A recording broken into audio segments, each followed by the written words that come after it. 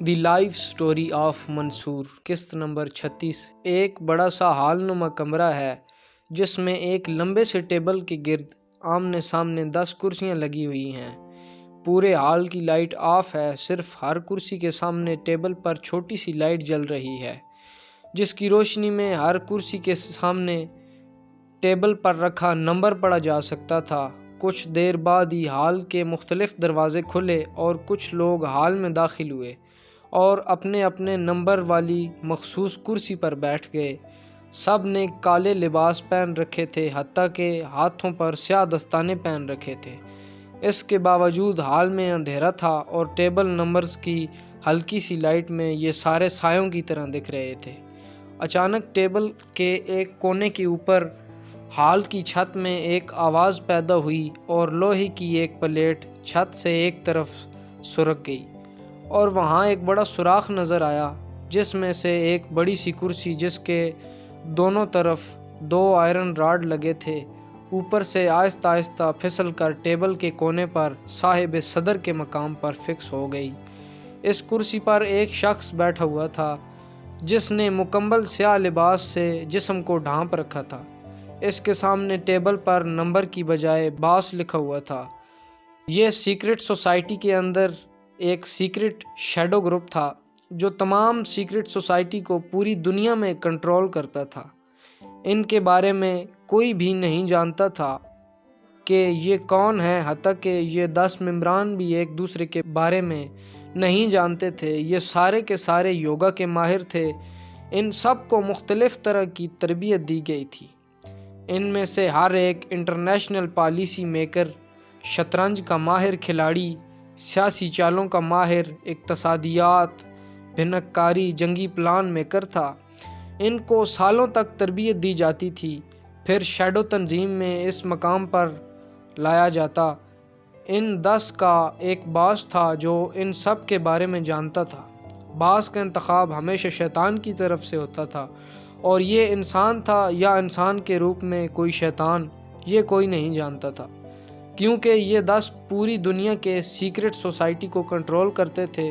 تو باس ان سب کا باپ تھا، وہ پوری سیکرٹ سوسائٹی کے ایک ایک فرد کو جانتا تھا کہ کون کیا کر رہا ہے۔ ان کی ہمیشہ مہینے میں ایک میٹنگ ہوتی تھی جس میں وہ پوری دنیا میں ایک سیکرٹ سوسائٹی کی پالیسیوں پر بات کرتے تھے۔ اگر کسی پالیسی میں کہیں رکاوٹ ہوتی تو اس پر بات کی جاتی تھی۔ باس نے اچانک کہا کہ آج کی ہماری اس میٹنگ میں باقی معاملات کے ساتھ ہمارا اسپیشل ایجنڈا روشنی کی طاقتوں کے بارے میں ہے۔ آپ سب کو پتہ ہے کہ ہمارا مشن بہترین انداز میں چل رہا ہے۔ ہماری ہر پالیسی کا آغاز سالوں کیا صدیوں پہلے ہوتا ہے، جس کو ہم اپنے اپنے وقت میں ہر دور میں آگے بڑھاتے ہیں۔ اس وقت دنیا مکمل ہمارے آئینی شکنجے میں جکڑی ہوئی ہے اور بہت جلد ہمارے آقا شیطان کی حکومت پوری دنیا پر ہوگی اور اعلانیہ شیطان کی عبادت ہوگی، مگر روشنی کی کچھ طاقتیں ہمارے خلاف کام کر رہی ہیں، جن کی بظاہر تعداد بہت کم ہے، لیکن وہ روحانی طور پر مضبوط ہیں اور اپنے روحانی مرکز سے جڑے ہوئے ہیں۔ اب یہ آہستہ آہستہ اپنے مذہب میں اپنے آخری نجات دہندہ کے لیے لوگوں کو جمع کر رہے ہیں۔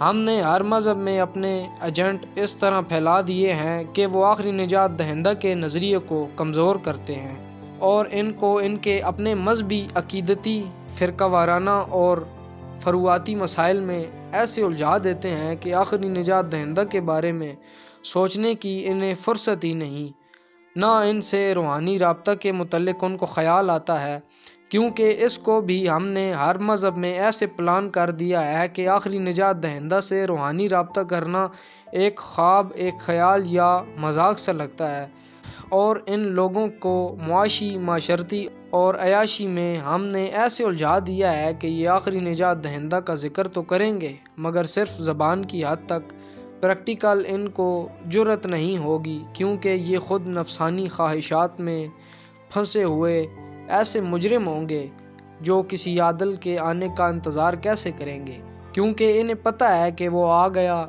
تو سب سے پہلے یہ خود عدالت کی چکی میں پس جائیں گے۔ اس لیے یہ سب خواب غفلت میں سوئے ہوئے لوگ ہیں لیکن پھر بھی کچھ روشنی کی روحانی طاقتیں ایسی ہیں جو ہمارے لیے بہت خطرات پیدا کر رہی ہیں، اور اب انہوں نے خفیہ طور پر کام کرتے ہوئے ہمارا بہت نقصان کیا ہے۔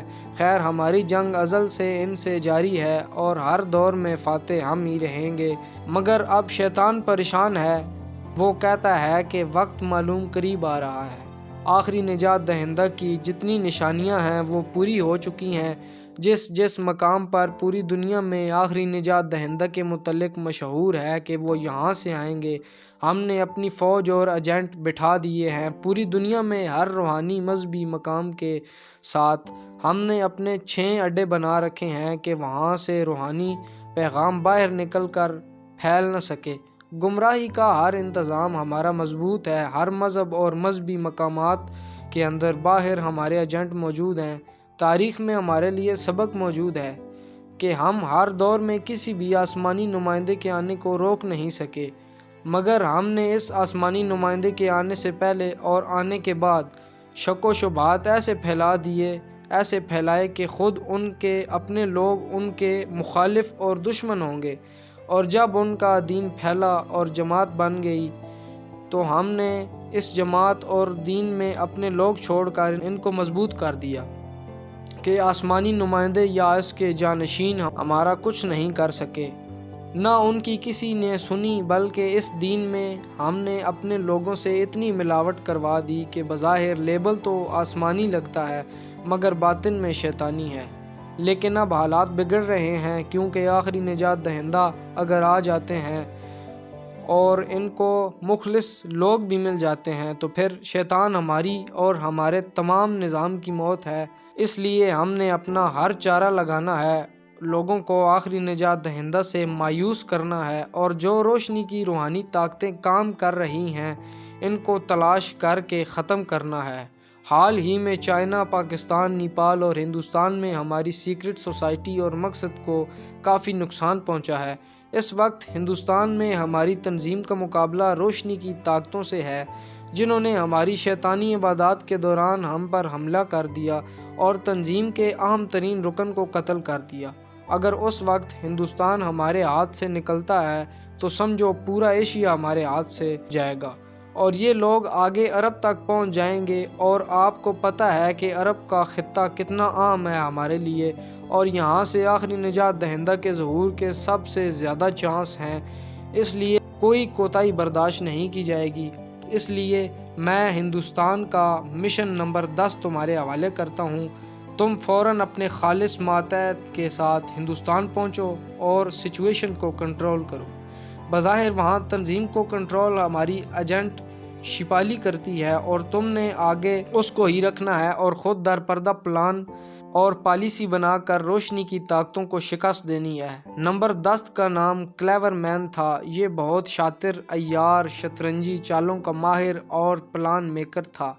اس کی عمر 60 سال تھی، مگر اس عمر میں بھی مکمل فٹ تھا۔ روزانہ یوگا کی مشقیں کرتا تھا اور ہر نشیلی چیز سے دور رہتا تھا۔ اس کا ایک خاص ماتحت جس کا نام شمری تھا۔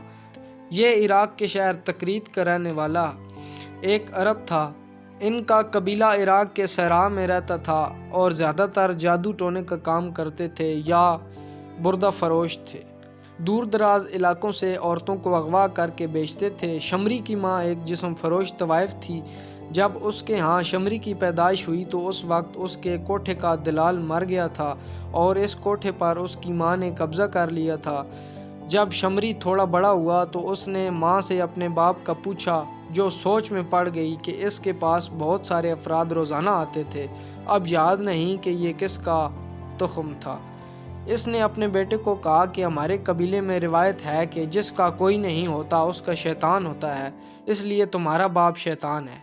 اس لیے شمری اپنے نام کے آگے باپ کی جگہ لوسیفر لکھتا اور خود کو فخر سے سن آف لوسیفر کہتا۔ جب یہ تھوڑا بڑا ہوا تو قبیلے کے مشہور جادوگر کے پاس جا کر جادو سیکھنے لگا۔ کہتے ہیں کہ حرام زادہ ہمیشہ بہت تیز تراز، شاطر، عیار، چلاک ہوتا ہے، اس لیے یہ بھی خوب چمکا۔ ازل سے شیطانی قوتیں ہمیشہ اپنے جیسے حرام زادے کو بہت جلدی کنٹرول کر لیتی ہیں، اور حرام کی پیدائش شیطان کا سب سے بڑا ہتھیار ہوتا ہے۔ اس لیے تو اللہ کے نمائندے کے اکثر قاتل اعلانیہ حرامزادے تھے، اور حرامزادے کے بارے میں حضرت موسیٰ علیہ السلام نے فرمایا تھا کہ وہ 10 پشت تک اللہ کی جماعت میں شامل نہیں ہوگا۔ یہ شمری جہاں بہت سارے جادو میں ماہر تھا، جسمانی طور پر فولاد تھا، وہیں اس نے بچپن سے کانوں کی تربیت کی تھی۔ جیسے سانس کی تربیت ہوتی ہے، آنکھوں کی تربیت ہوتی ہے، ایسے ہی کانوں کی تربیت ہوتی ہے، جس سے انسان کسی کی آواز پر دھیان دے کر میلوں دور سے اس انسان کی باتیں سن سکتا ہے کہ وہ کیا بات کر رہا ہے۔ اس کا طریقہ یوں ہوتا ہے کہ شروع میں کسی ایک شخص کی آواز، لب و لہجہ کو یاد کر کے اس پر دھیان لگانا ہوتا ہے۔ کانوں میں روئی ٹھونس کر کانوں کو بند کر کے مسلسل ایک آواز پر دھیان دیتے رہتے ہیں، تو آہستہ آہستہ وہ شخص جس کی آواز پر آپ دھیان دے رہے ہیں، وہ جدھر بیٹھا ہوگا، جو باتیں کر رہا ہوگا، وہ آپ سن سکتے ہیں۔ اس کی رینج آہستہ آہستہ مسلسل پریکٹس سے بڑھتی رہتی ہے۔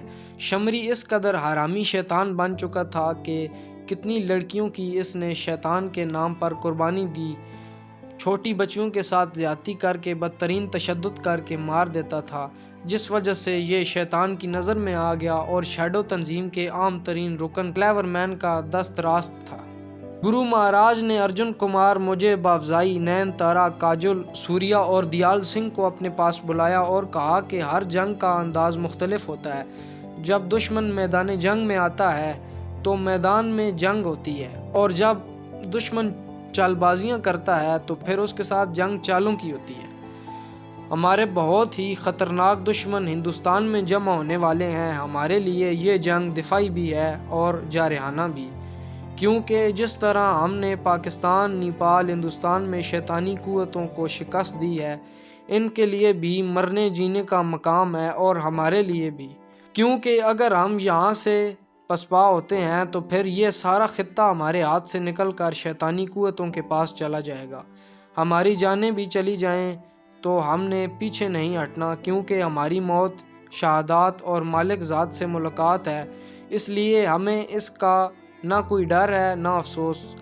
دشمنوں کی شاطرانہ چال کے بارے میں قرآن پاک میں ایک بات لکھی ہے کہ وہ اپنی چال چل رہے تھے اور اللہ اپنی چال چل رہا ہے۔ وہ اللہ سے مکر کر رہے تھے اور وہ ان سے مکر کر رہا ہے۔ بے شک واللہ خیر الماکرین۔ اس لیے ہم بھی ان کے ساتھ چال چلیں گے۔ بہت جلد دشمن ہمارے اس شہر میں ہمارے ٹھکانے کے بارے میں جان جائے گا، لیکن یہ آشرم ہمارا مرکز ہے، ہمیں ہر حال میں اسے محفوظ رکھنا ہے۔ اس لیے بہت پہلے میں نے کوچی کے بالکل قریب ایک آشرم بنایا تھا، جہاں میرا ایک شاگرد آنے والے لوگوں کو روحانی جسمانی تربیت دیتا ہے۔ اس لیے دشمن کو بھٹکانے کے لیے ہم اس کی توجہ اسی آشرم کی طرف مبذول کریں گے۔ ہمارے آشرم کے روحانی بوسٹرز 24 گھنٹے ڈیوٹی دیں گے اور دشمن کے شیطانی سگنلز کو جام کریں گے۔ تم سب کوچی شہر پہنچ جاؤ، کچھ آشرم میں رہو اور کچھ شہر میں، اور دشمن کی ہر چال پر نگاہ رکھو، کیونکہ شیطانی قوتوں نے اس دفعہ پوری طاقت سے حملہ کرنا ہے۔